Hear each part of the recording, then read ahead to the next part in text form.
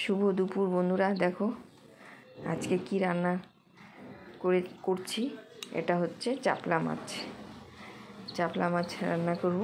মাছগুলো প্রথমে কেটে ধুয়ে নিয়েছি, সাথে রুই মাছও আছে, তবে এটাই রান্না করব কারণ সবাই বাড়িতে খাওয়ার মতো কেউ নেই, আমরা দুজনেই খাবো, সেই জন্য বেশি আইটেম করব না। একটা মাছের আইটেম করব আর অন্য সবজি টবজি করব।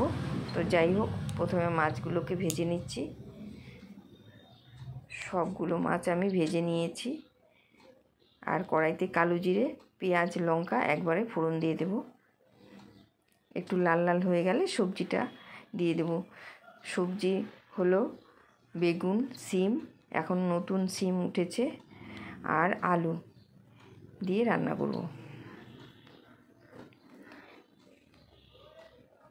তেলের মধ্যে লঙ্কাটা একটু দিচ্ছি যাতে একটু ঝাল হয়।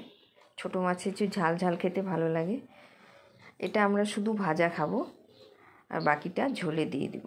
অল্প ঝোল মাখা মাখা কষিয়ে ঝোল দিয়ে দিলাম। হালকা মশলা দিয়েছি, এতে সামান্য একটু ধনে, একটু জিরে আর হলুদ, একটু লঙ্কা গুঁড়ো, খুবই অল্প পরিমাণ। ছোটো মাছে বেশি মশলা লাগে না। তো কষানোর পরে ঝোল দিয়ে দিচ্ছি, ফুটে গেছে। এখন মাছ দিয়ে নামিয়ে নেব। একটু ধনেপাতা কুচি ছড়িয়ে দেব, দিয়ে দিলাম। ব্যাস, জলটাও প্রায় শুকিয়ে গেছে, একটু গা মাখা ঝোল।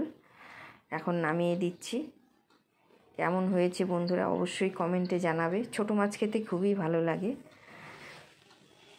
এই জন্য আমরা প্রায়ই খাই ছোটো মাছ। কেমন হয়েছে অবশ্যই কমেন্টে জানাবে বন্ধুরা। সবাই ভালো